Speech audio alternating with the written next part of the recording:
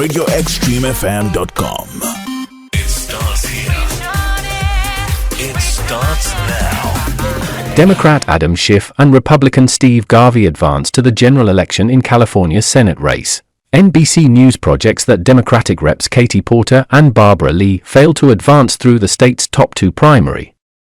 Democratic Representative Adam Schiff and Republican Steve Garvey will advance to the general election in the hotly contested California Senate race, NBC News projects. That means Democratic reps Katie Porter and Barbara Lee, who also ran for the seat, will be shut out of the general election.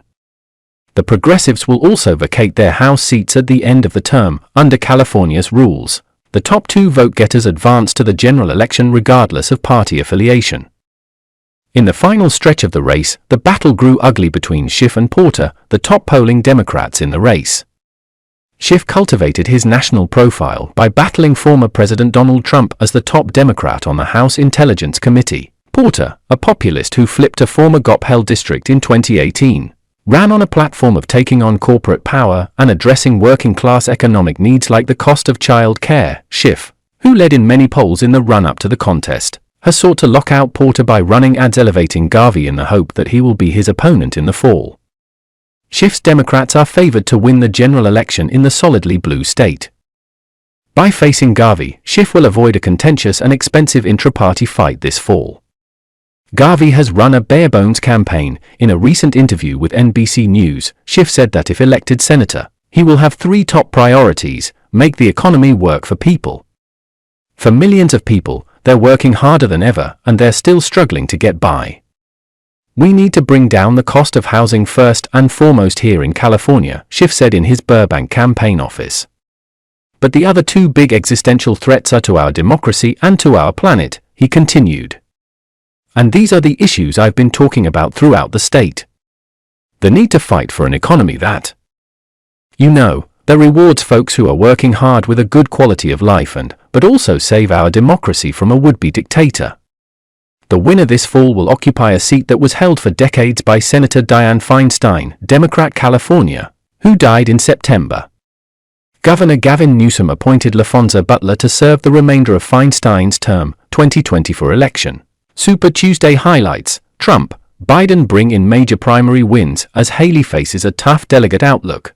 Lee released a statement Tuesday night as the emerging returns showed her in a distant fourth place, saying she will allow the time for every ballot cast, every voice, to be counted, and I'm looking forward to watching the results in the coming days.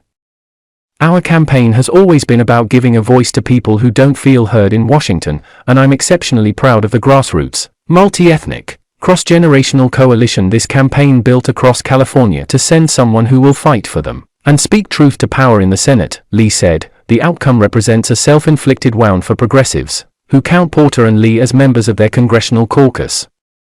But because both were running, the movement declined coalesce their resources behind any one candidate, splitting at least some left-leaning votes between the two. Adam Green, a progressive activist and Porter ally, issued a statement attacking Schiff after the projection was announced. Adam Schiff put his own selfishness above democracy by lifting up Republican Steve Garvey, who will now turn out Trump voters in key House races that could determine control of Congress, Green said. Katie Porter faced a barrage of negative ads from billionaires and special interests, as Adam Schiff spent millions to prop up a pro-Trump Republican. Garvey, a former player for the Los Angeles Dodgers, used a baseball metaphor during his election night party to describe the next phase of the campaign.